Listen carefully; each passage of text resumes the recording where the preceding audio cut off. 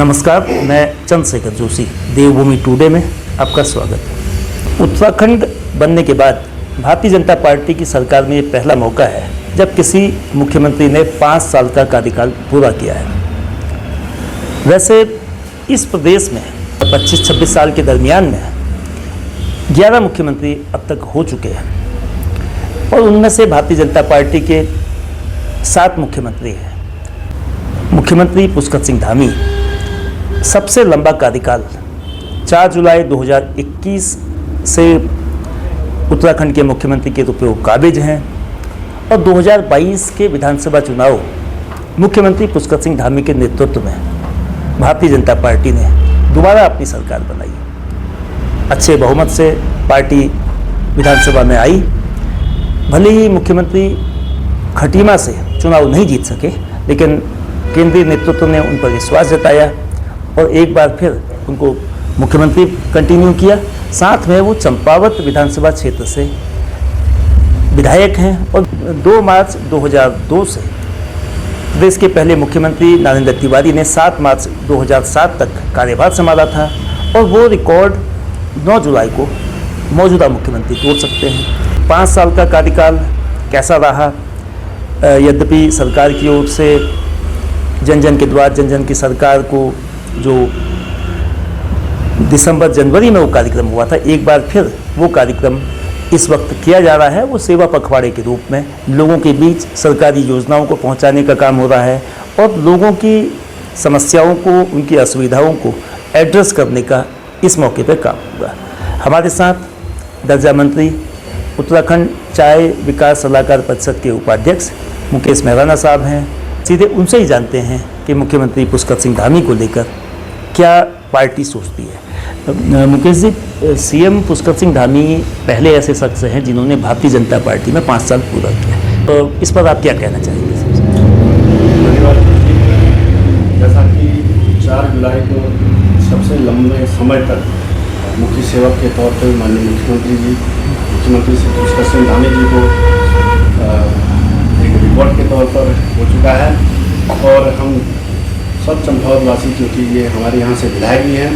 तो हम उनको बहुत बहुत बधाई देते हैं और आशा करते हैं कि आप हमारा नेतृत्व इसी प्रकार इस चंपावत का भी और इस उत्तराखंड प्रदेश का भी इसी प्रकार नेतृत्व करते रहेंगे। जो कामकाज है 5 साल का मुख्यमंत्री पुष्कर सिंह धामी का, कैसे आंकते हैं? आदर्श जिला बनाने की बात हुई थी, प्रदेश को एक नए स्वरूप में ले जाने की बात हुई थी, कई काम हुए हैं, यूसीसी से लेकर नकल विरोधी ऐसे कानून बने हैं। तो ओवरऑल प्रदेश की नज़र से और चंपावत की नज़र से आप कैसे देखते हैं? देखिए, 5 वर्षों में हमारे माननीय मुख्यमंत्री जी द्वारा इस प्रदेश में अनेक महत्वपूर्ण निर्णय लिए गए और ये उत्तराखंड प्रदेश सबसे पहले यूसीसी लागू करने वाला प्रदेश बना है और उसको देखते हुए इसी ड्राफ्ट को का अनुसरण करते हुए अन्य प्रदेश जैसे गुजरात है, आसाम है और पश्चिम बंगाल है और गोवा है, इन लोगों ने भी अपनाने का काम किया है और इनके द्वारा भी इस यूसीसी को लागू किया जा रहा है और आने वाले समय में केंद्र सरकार द्वारा भी इस यूसीसी को पूरे देश में लागू करने हमारी सरकार जारी है, केंद्र की सरकार। और इसके अतिरिक्त जैसा कि हमने देखा कि बीच में हमारे युवाओं के साथ कितना बड़ा विश्वासघात पूर्ववर्ती सरकारों द्वारा किया गया था, तो उसको देखते हुए जब माननीय मुख्यमंत्री जी के संज्ञान में आया तो उनके द्वारा एक सबसे कठोर नकल कानून इस प्रदेश में लागू किया है और जिससे कि जो भी गरीब व्यक्ति और योग्यता वाला व्यक्ति होगा बिना खर्चे और पर्ची की नौकरी पा रहा है और इन 5 वर्षों में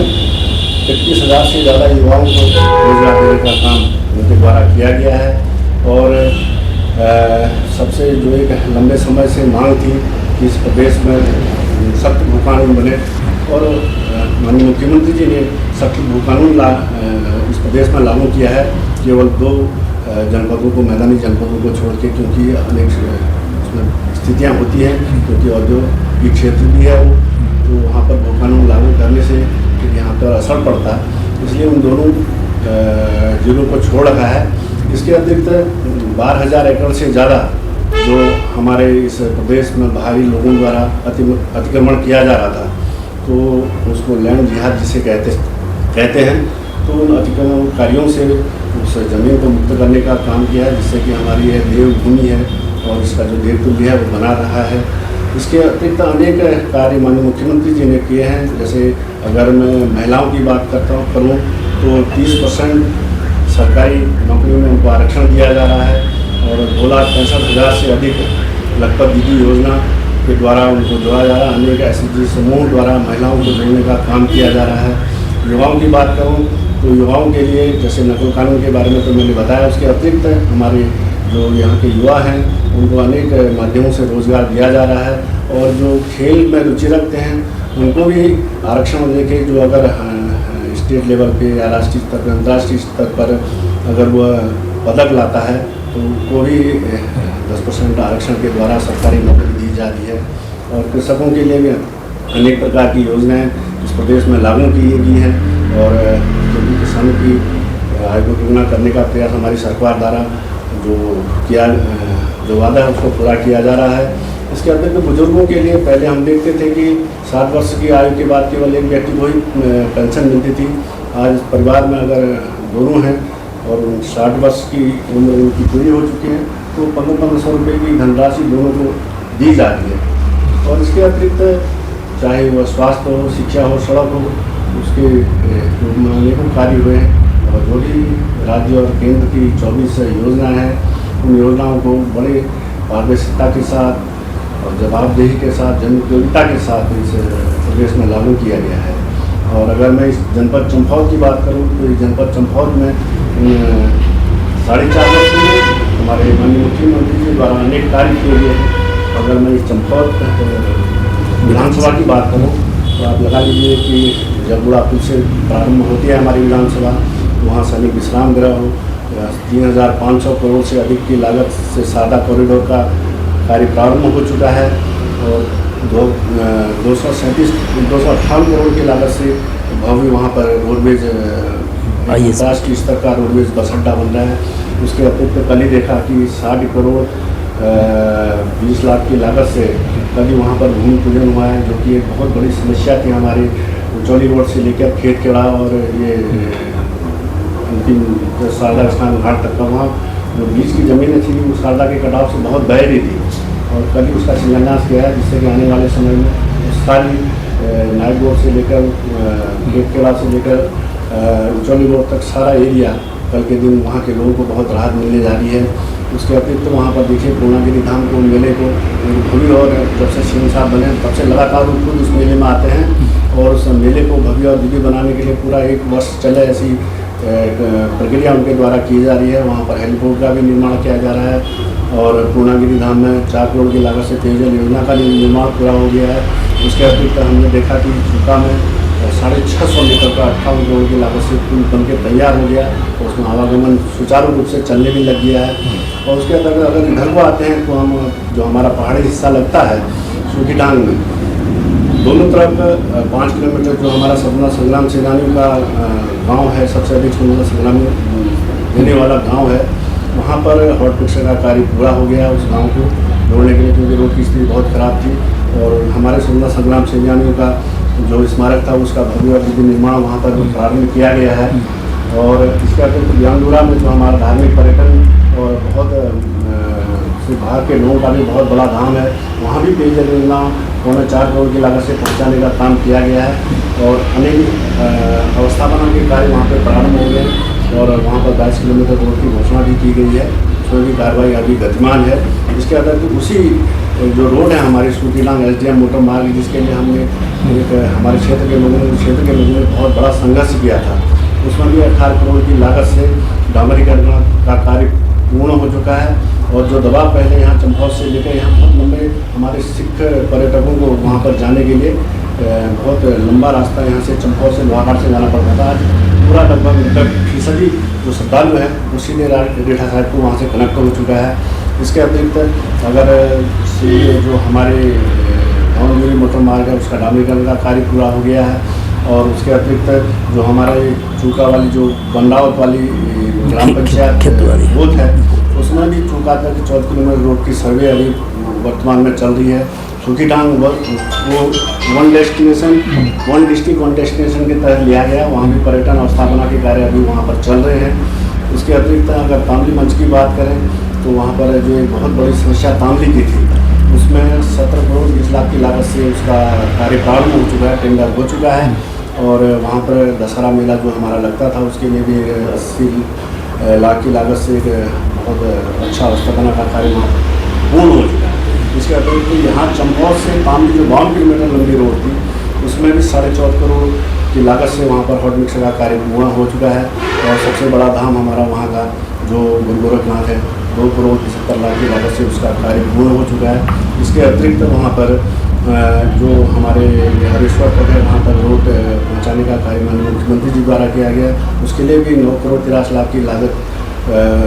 उसके डामरीकरण और सुधारीकरण के लिए भी स्वीकृत हो चुके हैं और उसका टेंडर जल्द ही लगने वाला है। इसके अतिरिक्त आपने देखा रणकुची में 4 करोड़ 57 लाख की लागत से वहाँ पर कार्य प्रारंभ हो चुका है। खुद माननीय मुख्यमंत्री उस उद्घाटन में वहाँ पे आए थे। इसके अतिरिक्त जो भी वहाँ उस क्षेत्र की जो रोडें हैं उन रोडों को जो वंचित हमारे वहाँ की दूरस्थ की ग्राम पंचायत हैं, चाहे मंच हो बकुड़ा, वहाँ के लिए भी PMGSY में रोडें भारत सरकार से उनका फॉरेस्ट भी क्लियरेंस हो चुका है। कल मेरे पास क्लियरेंस की कॉपी आई है। और जो हरीश्वर जो हमारा धाम है उसमें भी भंडारपुरा और डॉक्टर वाली रोड की भी स्वीकृति लगभग अंतिम स्टेज में है। उसके अतिरिक्त हमने यहाँ पर देखा कि सल्ली है कोबरानी हो, चाहे सल्ली रुइया हो और चतुर्बोट रुइया हो, गुरकोली बोट मोटर मार्ग हो, सब इन मोटर मार्गों की भी स्वीकृति हमें जल्दी मिलने वाली है। सारी भारत सरकार तक पहुँच चुकी है। अगर ये चंपौर चारा की अगर मैं बात करूँ तो यहाँ के जितने हमारे धाम हैं, चाहे वो बालेश्वर हो, चाहे वो ताड़केश्वर हो, मल्लाड़ेश्वर हो, मानेश्वर हो, सभी जगह 50, 45 या 50 लाख की लागत से सभी जगह आजकल पर्यटक उनका सौंदर्यीकरण का कार्य चल रहा है। और हमारे घटोत्कच मंदिर का कुमाऊं शैली में बहुत बढ़िया काम पूर्ण हो चुका है और बहुत से पर्यटक यहाँ पे आ रहे हैं। इसके अतिरिक्त जो हमारी एक बहुत लंबे समय से थी बड़ी किंतौली मोटर मार्ग बनना चाहिए, उसमें भी 9.5 करोड़ की लागत से कार्य पूर्ण हो चुका है। और जो हमारा ये पेडोल्टी चंपौर खंड से था उससे 9.5 करोड़ की लागत से कार्य पूर्ण हो चुका है। और उसके अलावा आपने देखा कि बॉडी में साइंस सेंटर का निर्माण लगभग 80% हो चुका है और वर्तमान समय में अंतिम चरण में वो कार्य है। और इस नगर की जो पेयजल योजना है, क्योंकि हमारा शहर बहुत बढ़ रहा है, तो इसके लिए भी 1 करोड़ 60 लाख की लागत से 13 से पेयजल का कार्य वर्तमान में है और ये भी मेरे ख्याल से 70% पूर्ण हो चुका है। और यहाँ पर जो ये हमारे अंडरग्राउंड ये विद्युतीकरण की लाइनें हैं तो उनका कार्य भी लगभग अंतिम चरण में है। इसके लिए भी 17 करोड़ रुपये माननीय मुख्यमंत्री जी द्वारा स्वीकृत किए गए थे। और इसके अतिरिक्त जो हमारा यहाँ का महाविद्यालय है उस जो हमें सुवर्ण सिंह जीना परिषद में जिसको जोड़ दिया गया है उसके लिए भी करोड़ों रुपये की लागत से वहाँ पे कार्य चल रहा है। 5 करोड़ रुपये तो जब उसकी स्वीकृति आई थी तभी दे दिए थे शिक्षा के क्षेत्र में। और हमारे जो हमारा जिला स्वास्थ्य के मामले में अगर मैं कहूँ तो जो हमारा ये जिला अस्पताल है उस जिला अस्पताल में सारी सुविधाएं युक्त हमारा जिला अस्पताल हो चुका है। और पर्सनली MIR से CT स्कैन से सारी मशीनें वहाँ पर उपलब्ध हो गई हैं। और 50 बेड का नवनिर्मित भवन जिसका माननीय मुख्यमंत्री द्वारा 29 जून को उद्घाटन किया गया था वो भी बन के पूर्ण हो चुका है, जिससे कि गंभीर जो भी हमारे क्षेत्र के जनपद के मरीज होंगे उनको वहाँ पे पूर्ण तरह स्वास्थ्य सुविधा मिलने जा रही है। इसके अतिरिक्त अगर हम यहाँ बिजूला वाले क्षेत्र में बात करें तो हमारे जो भी रोड कनेक्टिविटी चाहे बनलेख से खेती खान तक मोटर मार्ग का डामरीकरण 9.5 करोड़ की लागत से पूर्ण हो चुका है। गुणाघाट से रीटा साहिब मोटर मार्ग 18 करोड़ की लागत से उसका कार्य भी पूर्ण हो चुका है। सिद्धि से निहाड़ी मोटर मार्ग उसका भी हॉट मिक्सर का कार्य पूर्ण हो चुका है। लधुनदुरा मेला स्थल हो और सप्तसर मेला स्थल हो, दोनों में 93 लाख की लागत से दोनों के कार्य पूर्ण हो चुके हैं। उसके अतिरिक्त हमारा सिद्ध नरसिंह मंदिर का 1 करोड़ की लागत से कार्य लगभग अंतिम चरण में है। और एडी मंदिर का कार्य 1 करोड़ 10 लाख की लागत से कार्य पूर्ण हो चुका है। खुद माननीय मुख्यमंत्री जी वहाँ दुपचौड़ आए थे, वहाँ पर उनके द्वारा एक सहकारी बैंक की जो एक लंबे समय से वहाँ के लोगों की मांग थी उसको पूर्ण किया गया और वहाँ पर शाखा प्रारंभ हो चुकी है। और यहाँ पर वर्तमान समय में 9 शाखा सहकारी बैंक की संचालित हो रही है। अगर भविष्य में एक शाखा और जो खुलेगी तो उसके हमारा चंपौर का जो सरकारी बैंक होगा वो अलग अपने अस्तित्व में आ जाएगा। और उसके लिए प्रयास ये हो रहा है कि हमारा जो सुखीडांग वाला सरकारी बैंक वहाँ पे संचालित करने की हमारी योजना चल रही है और उसको भी भारत सरकार की तरफ से प्रस्ताव जा चुका है कि आने वाले हमारे जनपद चंपावत को सरकारी बैंक की अपनी व्यक्तिगत शाखा मिल जाए। इसके अतिरिक्त जो भी हमारे जनपद में 78 लोगों में जो विद्युतीकरण का कार्य नहीं हुआ था उसको उसके लिए भी पैसा स्वीकृत हो चुका है। 17 करोड़ रुपये की एक हफ्ते पूर्व स्वीकृति आ चुकी है और पूरी 2 हमारा विद्युत ये नहीं रहने वाला है। इसके अतिरिक्त हमने देखा कि कोरोना के समय में कैसी परिस्थितियाँ आई थी और उसमें कनेक्टिविटी न होने के चक्कर में क्योंकि ऑनलाइन पढ़ाई बच्चों की हो रही थी वो बहुत छूट जा रही थी और उसके लिए 22 टावरों की स्वीकृति BSNL भारत संचार निगम लिमिटेड की 22 टावर हमारे चंपावत विधानसभा में लग चुके हैं और उसके लिए कार्य लगभग प्रारंभ हो गया है। इसके अतिरिक्त केवल मैं तो वर्तमान समय में माननीय मुख्यमंत्री द्वारा 350 से अधिक घोषणाएँ की हैं इस जनपद पूरे चंपावत में, तो उनमें से अधिकतर पूर्ण हो चुकी हैं और कुछ में कार्य चल रहा है। इसके अलावा अतिरिक्त तो चाहे वो नाबार्ड हो, वर्ल्ड बैंक हो, केंद्रीय सड़क निधि हो, उनके माध्यम से अनेक कार्य यहाँ पर प्रारंभ किए जा रहे हैं और बहुत से पूर्ण भी हो चुके हैं। अगर लोहाघाट की बात करूँ तो महिलाओं के लिए 2.37 लाख की लागत से वहाँ पर महिला स्पोर्ट्स का एक बहुत बड़ी उपलब्धि है। हमारे प्रदेश का पहला महिला स्पोर्ट्स कॉलेज खुल रहा है और सबसे बड़ी खुशी की बात है कि इसी हफ्ते वहाँ पर कक्षा 6 की छात्राओं का प्रवेश हो लगभग अपने अंतिम चरण में है। 30 छात्राओं का चयन वहाँ पे कर दिया गया है और वो पहला सत्र वहाँ पे प्रारंभ हो गया है और मंदिर माला मिशन के माध्यम से हमारे जो पाटन के लिए प्रसिद्ध बाराही धाम का बहुत दिव्य और भव्य रूप आने जा रहा है। कुमाऊं शनि में उसका निर्माण वहाँ पर प्रारंभ हो चुका है। इसके अतिरिक्त हमने देखा कि लोहाघाट की पेयजल योजना बहुत लंबे से मांग थी वहाँ की, माननीय मुख्यमंत्री जी ने घोषणा की और उसके बाद वो 59 करोड़ की लागत से उसका कार्य प्रारंभ होने जा रहा है। बहुत सी तमाम सी योजनाएँ हैं चंपावत जनपद में और अलग से जो 20 वर्षों में इस जनपद में जिस विकास की रहा है चंपावत जनपद एक आशा में लगा था। हमने देखा कि 20 वर्षों में इतना विकास सबसे छोटा जनपद चंपावत, तो यहाँ के विधायक तो सत्ता वाली सरकार के साथ ही बने, लेकिन जो अपेक्षाएं यहाँ के लोगों की थी वो पूरी नहीं हो पा रही थी। लेकिन माननीय मुख्यमंत्री जी ने 4.5 साल में 20 साल के जो हमारे 20 साल का जो एक पहला अध्याय था विकास के मामले में, उससे अधिक काम इन 4.5 वर्षों में किया गया और हम यही उम्मीद करते हैं कि आने वाले समय में माननीय मुख्यमंत्री जी इस हमारी विधानसभा की नेतृत्व करें और इस उत्तराखंड का नेतृत्व करें। हम भगवान बुद्ध से उनके यशस्वी जीवन की कामना करते हैं। आपने अभी जो उपलब्धियों का ब्यौरा दिया उसमें सेनानी गांव को लेकर 2 बातें कही थी कि सेनानी स्मारक और सड़क जो सेनानी गांव आमखद तक के है वो दोनों मुख्यमंत्री घोषणा में शामिल हैं, लेकिन जो स्वतंत्रता संग्राम सेनानी उत्तराधिकारी कल्याण समिति के अध्यक्ष हैं महेश चौड़ा कोटी, उनका कहना है कि स्मारकों में अभी काम रुका हुआ है, काम बहुत समय से लटका हुआ है और सड़क का काम भी अभी वो स्टार्ट नहीं हुआ है, तो इन कामों को कैसे तेज़ी से किया जाएगा? ये उसमें जो उनका स्मारक बनना था उसके लिए जिला से 20 लाख रुपया बुक हो गए और उसमें जो 20 लाख रुपये का कार्य वो पूर्ण हो चुका है और उस कार्य अधूरा है, तो उसको आने वाले समय में जिला विनाशी और उसमें पैसा आवंटित करने की आवश्यकता है। क्योंकि बीच में मैं कम से कम 15 दिन पहले वहाँ गया, मेरे संज्ञान में आया कि अभी काम रुका हुआ है और अपूर्ण है, तो उसके लिए हम जिलाधिकारी महोदय और माननीय मुख्यमंत्री से आग्रह करेंगे कि जो अतिरिक्त पैसा जो उसमें बजट देना है उसको तुरंत उसको मुक्त कर दिया जाए। जो उनकी आंतरिक वाली रोड का मामला है वो केवल 100 मीटर फर्स्ट केस के चक्कर में लटकी हुई है, उसके लिए भी लगातार ग्रामीण निर्माण विभाग द्वारा उस रोड को उसमें कार्य किया जा रहा है। तो 100 मीटर केवल मात्र फॉरेस्ट में आने के कारण वो रुकी हुई है, उसका भी निदान यथासंभव हमारे द्वारा कर लिया जाएगा और मैं पूरा आश्वासन देता हूँ कि जल्द ही वो 2 कार्य जो हमारा स्वतंत्रता संग्राम सेनानी का गाँव का बच्चा अधूरा है, ये दोनों कार्य जल्दी से जल्दी प्रारंभ करते हैं। प्रदेश के स्तर पर बहुत सारी उपलब्धियां मुख्यमंत्री और बीजेपी सरकार के खाते में है, लेकिन एक मामला ऐसा है जो 2022 नहीं बल्कि उससे पहले के चुनाव 2017 में भी घोषणा पत्र में शामिल था, वो लोकायुक्त का मुद्दा, लोकायुक्त की नियुक्ति का मामला। वो लोकायुक्त की नियुक्ति 9 साल बाद भी नहीं हो पाई है और वो मामला कई बार अदालतों ने भी इस पर हस्तक्षेप किया है कि नियुक्ति जल्दी से दे दो। सरकार की मंशा है कि जीरो टॉलरेंस भ्रष्टाचार पर हो, और लोकायुक्त के नहीं होने से क्या भ्रष्टाचार को रोकने में कोई अड़चन नहीं आ रही है? देखिए, ये खंडू जी के समय में जरूर एक बार उम्मीद जगी थी कि लोकायुक्त की नियुक्ति हो जाएगी,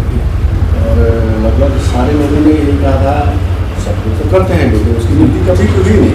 जहाँ तक भ्रष्टाचार का मामला है तो हमारी माननीय मुख्यमंत्री जी ने, आपने देखा कि चाहे मनोज घोटाला हो, तो पूर्ववर्ती सरकार के समय हुआ था, उनके दोषियों को सजा मिली। अभी आपने देखा जो हमारा नगर निगम हरिद्वार का जो मामला था उसमें और रामविलास यादव जी आए सरकारी थे, उस समय भी उनको सस्पेंड हमारी सरकार द्वारा सस्पेंड किया गया। तो हमारे माननीय मुख्यमंत्री जी ने भ्रष्टाचार के बड़े प्रहार किए गए हैं। आप कहीं भी हमारी सरकार ने जो भी मामले भ्रष्टाचार के आए उन पर सख्ती से कार्रवाई की है, चाहे बड़ा से बड़ा या छोटे से छोटा अधिकारी हो या कर्मचारी हो या नेता हो, किसी को बख्शने का काम नहीं किया गया है। और हमें उम्मीद है कि आने वाले समय में इस उत्तराखंड को वास्तव में ज़रूरत है लोकायुक्त की। सरकार अपने स्तर से जल्दी इस उत्तराखंड में लोकायुक्त की नियुक्ति है, जिससे कि पारदर्शी सरकार हमारे उत्तराखंड में बने। एक आखिरी सवाल, चूँकि ये ज़िला पहाड़ी ज़िला है, ज़्यादातर हिस्सा पर्वतीय है, यद्यपि मैदान भी का भी छोटा हिस्सा आता है, लेकिन बहुत सारे इलाके ग्रामीण हैं। गाँव में पलायन को रोकना एक बड़ी चुनौती है। पलायन रोकने के लिए खेती को बढ़ाना, बागवानी को बढ़ाना ये ज़रूरी है, तो उसमें सिंचाई की व्यवस्था, जंगली जानवरों की जो दिक्कत है वो होना, साथ में इस ज़िले के बनबसा या किसी ऐसे क्षेत्र में सिडकुल की स्थापना की बात थी। ये घोषणा भी 2017 में हुई थी। तो गाँवों में खेती, पशुपालन, बागवानी और जो शहरी क्षेत्र में रोजगार मिले, इसके लिए सिडकुल जैसी व्यवस्था, तो इसको लेकर क्या होगा? जैसा कि हमारा ये पहाड़ी क्षेत्र है, वास्तव में बहुत सा पलायन हुआ है और हमारी सरकार चाहती है कि बस पलायन वापस आए। उसके लिए हमारी सरकार होम स्टे के लिए प्रोत्साहन कर रही है, और उसके अतिरिक्त जैसे कि ये जो हमारे खेती वाला मामला कह रहे हैं, उसके लिए इस बार जिला योजना में भी 5 करोड़ से अधिक की धनराशि उनकी फेंसिंग के लिए दी गई है। और माननीय मुख्यमंत्री जी ने भी बजट में इस बार बहुत सी घोषणा की है कि चकबंदी होगी और फेंसिंग की व्यवस्था ग्रामीण क्षेत्रों को मिल जाएगी, जिससे कि जानवर उन खेतों को नुकसान नहीं पहुँचा पाए। इसके अतिरिक्त तो महिलाओं के माध्यम से, समूह के माध्यम से जो यहाँ की जो फसलें हो रही हैं उनको एसीसी द्वारा उनको खरीदा जा रहा है गाँव में जाकर। और उसके अतिरिक्त जैसा कि वर्तमान समय में जनपद चंपावत में हमारा जो सिडकुल का मामला था कि वहाँ कटवापाती में खुले, उसके लिए माननीय मुख्यमंत्री जी द्वारा मेरे ख्याल से घोषणा की गई थी उस समय। अभी तक का वो मामला घर में लटका हुआ है, और ये भी आग्रह किया है माननीय मुख्यमंत्री जी से कि अगर पलायन को रोकना है तो पहाड़ के लोगों को अगर थोड़ा दे, क्योंकि सिडकुल रुद्रपुर और हरिद्वार में बुजुर्गों में स्थापित है, तो ये अगर यहाँ पर जो हमारा कटवापाती जो चयन की गई है बनबसा में, अगर उसमें अगर सिडकुल की स्थापना हो जाएगी तो यहाँ पहाड़ के लोगों को थोड़ा बहुत सहूलियत मिल जाएगी रोजगार के मामले में। और हम आश्वासन मिला है कि आने वाले समय में इसकी कार्रवाई की